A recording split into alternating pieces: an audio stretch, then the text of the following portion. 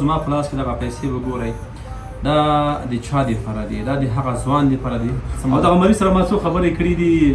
د ویډیو په اخره کې به هم وګورئ تاسې موږ ولادار ته به مو چې خپله ترخم ته لوړ شه په کاډه څخه شه خپله یوړه.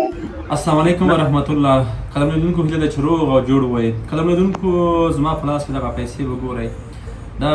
د چا دپاره دي دا د هغه ځوان دپاره دي څه موده وړاندې په ټولنیزو رسنیو باندې د ده دوه عکسونه ښکاره کېدل. یو هغه د ځوانۍ عکس بل هغه چې مریض شوی و. زما په لاس کې چې ګورئ دغه اول به زه دا ووایم چې کلدارې د خیره تاسې موږ باندې انتقاد ونه کړئ همدغسې موږ ته ویلي وو چې همدغه کلدارې ورته ورسوئ ځکه چې هغه مریض ده هغه پاکستان کې ده او پېښور کې ده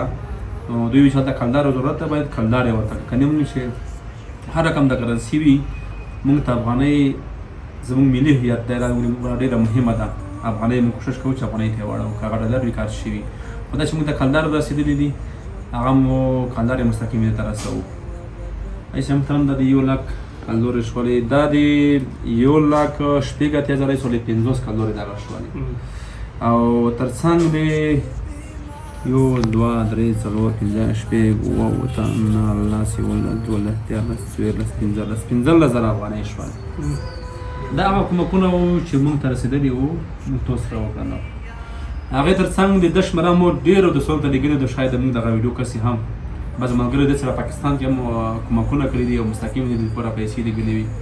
100 روپۍ ورته لیږلي پاکستان کې 15,000 یې ورته لیږلي دي 15,000 او 1,00,000 ما ته رسولي دي 1,00,000 ورته رسېدلي دي او 15,000 افغانۍ بل چا ته رسولي دي چې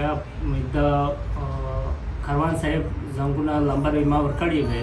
15,000 یې ورنه 10,000 یې بل نه مثال دا کومک ما سره د پخوله شوی ده نو باقي پیسې نور یې پاتې دي چې د ده هغه زوی چې او بل ځواني درلودله یو ښه صحت یې درلودو د دې دپاره یې حلال رزق ګټلو هغه جوړ او تیار شي. څه ویل ته غواړې الله بس زه دا ویل غواړم بس علمي سره دا کومک وکړه الله دې دوی سره کومک وکړي الله دې تو سره د یلولې سبب جوړ کړه الله دې مو عمر کې برکات وچوي. قدرمن لیدونکو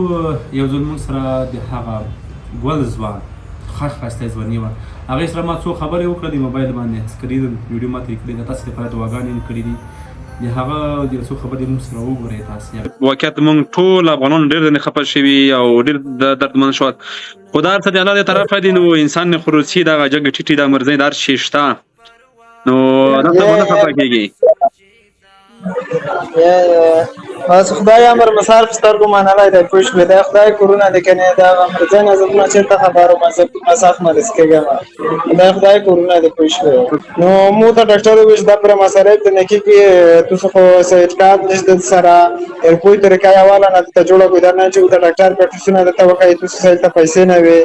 وشه ځکه مو در الله ته زنګ وویل ورته بزار لږه لږه روپۍ طریقه جوړه کړئ نو که ځکه خرڅوئ که چه خرڅول د ډاکټر داره وکړي چې دا پوره مصارف ته نه کېږي یو ټسټ پېژنم یې لاکرپی کې کړي انشاءالله څه نه ته کومکونه داسې هم شوي دي چې موږ سره شي دا به مو ورته وسپارو بیا هم خدای مهرباني وشله موږ بیا هم در سره یو بیا هم در سره یو مه ورته خفه کېږه.